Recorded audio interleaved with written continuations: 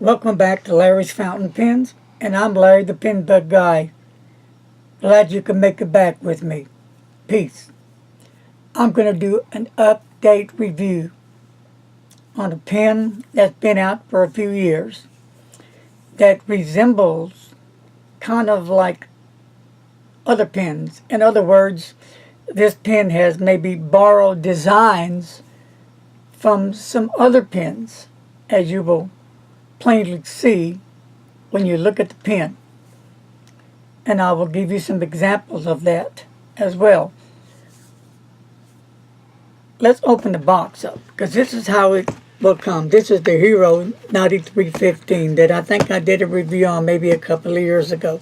But I thought I'd go ahead and do the whole process, so for all the new subscribers, you can now see it.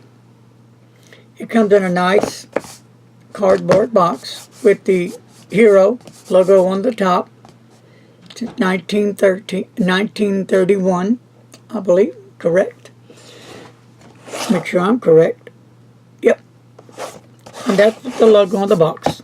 We'll take off the top of the box. And this is how this pen comes. I think it's really a beautiful pen. And you have your Hero card here with the directions of the pen, but it's in Chinese, and I don't read Chinese, so but it's still impressive. And it's laid in a nice bed here to keep everything safe and secure. And it's in there securely. So what I'm going to do next, we're going to ink up the pen. I'll be right back. Alright, I'm fixing to ink it up with some Noodler's L. Lawrence ink. Before I do, let me touch one thing real quick. First of all, the weight of the pen is 32.1 G's. That's with no ink in it. It's a beautiful metal pen. It really is a nice, attractive fountain pen.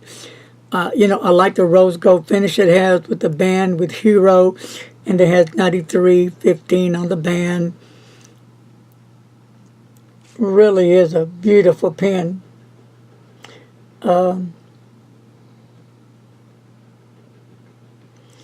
has the grid lines, if you can see,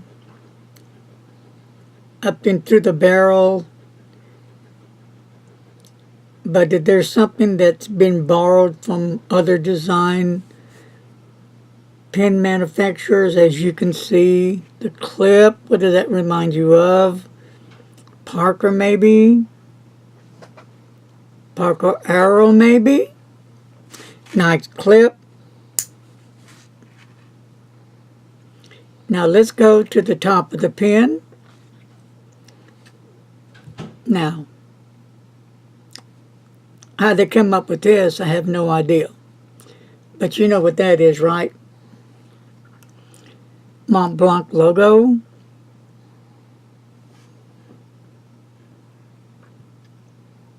Not as pronounced as the Mont Blanc by no means, but still kind of like that idea.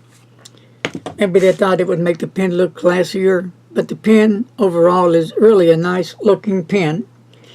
It's a Chinese made pen, and as we know, a lot of times the Chinese borrow other pen designer styles, and they use them. And they do quite an effective job, I may say. A nice chiseled grid line body. Really nice with that gold, rose gold finish. Makes it really stands out. Really a nice looking pen. And it has that Mont Blanc logo on top. And we'll pull off the cap, and it does post securely. It uses a number 5 two-tone steel nib, and the nib has the Hero on it. Nice nib. So let's just go ahead and unscrew it from the pen, and here is a converter, regular inexpensive converter. So what do you say we ink this little baby up and get to writing, right? That's what this is all about. You can find another review I did on this, more intensive, I think, a couple of years ago. I forgot the number and didn't bother to look it up. So I thought, you know what? Since we have a lot more new subscribers, I'll just do a more of an upgrade review on this pen. If you're a pen enthusiast like me, I'm sure you'd appreciate it. I love them. I never can get enough. Well, I'm into fountain pens. That's my thing. If you're into fountain pens, then you're like me. Feed me, feed me, feed me. Okay, well, I inked it up. And I use some rhodia dot, and I'm going to take off the cap for now. And again, this is the Noodler's L. Lawrence. Here we go.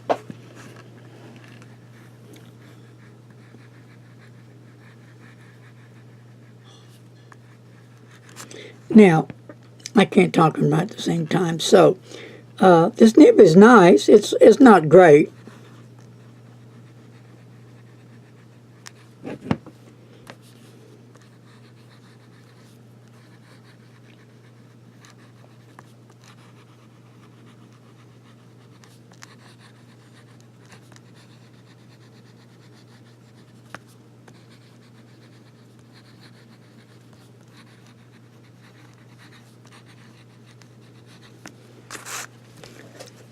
Now you can change out this number 5 nib to another 5 nib. I think Christoph has the number 5 that'll fit it. And I'm thinking maybe,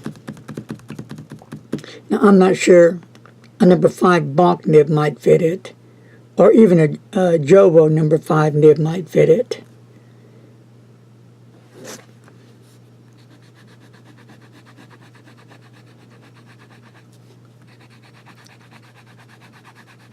As you can see for yourself, it's just not putting out a good line of ink. So let me prime the nib a little more so we can get that started. And yeah, sometimes it could be the ink that could affect the pen.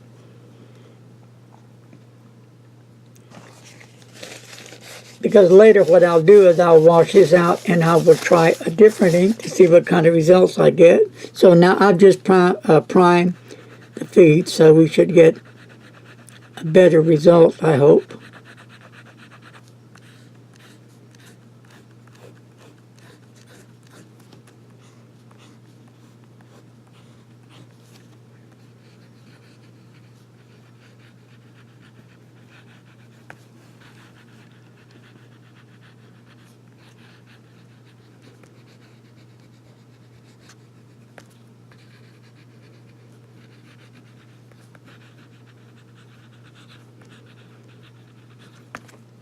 And there it is.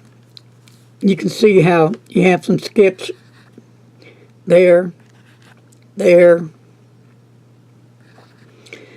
there, kind of like all over the place, right? And you saw up in here how the ink wasn't flowing out, and over in here. And we'll do some little swirls there. So that's how that is. And I'll be right back. Okay, I'm back with the Hero 9315. So, what I had to do was, I just couldn't stand it. So I had to go wash out the pen and try a different ink to see if I can get a better result from the nib. Because overall, I do like the pen. It's a nice looking pen. And for the money, you can't beat it. I think, what, like $8 a couple of years ago? This pen sold for? Not a bad price. Get a number 5 nib for what, like $25 or $20?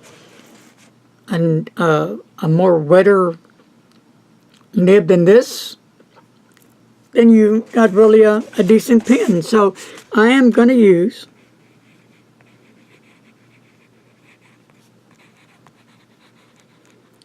Robert Oyster. Oster. Oster. Oster. Oster. Soda. Papa. Blue. All righty.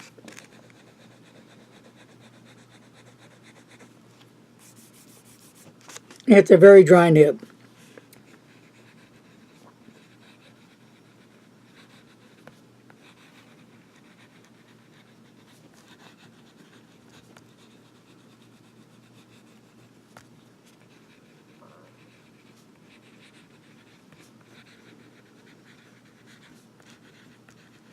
It's a smooth nib. It's a hard nib. Line variation, no pressure, and with pressure. And you get a little bit, okay, no pressure whatsoever. This is with pressure. No pressure, with pressure. So you get a little bit.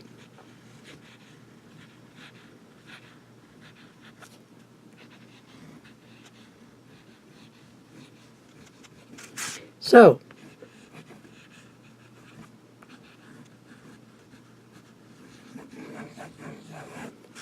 there you have it.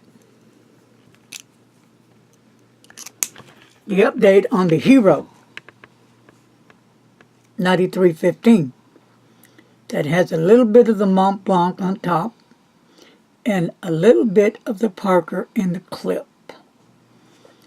Very nice design, very nice color, has some good weight. Number 5 size nib that you can change out. And I feel if you upgrade the nib, you're going to have yourself a damn good fountain pen. So, keep that in mind. Upgrade your nibs, and you can find yourself a much better writing experience. That has it, folks. Well, thank you for joining me in today's Larry's Fountain Pens. I hope you got something out of this review. And until next time, peace, be safe, leave your comments below, and don't text and drive. Come on now, peace. Later.